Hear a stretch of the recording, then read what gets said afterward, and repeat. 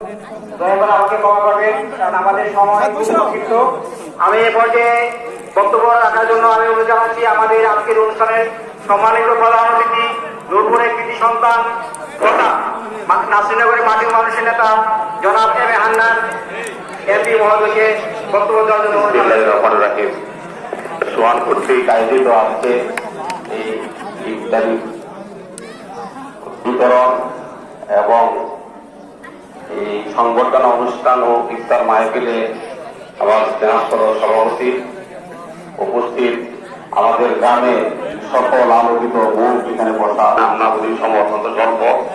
এক কথা হলো আমাদের গ্রামের সকল কৃতি সন্তানগণ এখানে আমরা আজকে বসা। আমি ধন্যবাদ জানাই যে এই সোয়ান দীর্ঘদিন যাবৎ তাদের এই প্রতি রমজানে এই কর্মকাণ্ডগুলো তারা করে থাকে। আমি যখন চেয়ারম্যান ছিলাম তখনও তাদের এই প্রোগ্রামে যখনই সুযোগ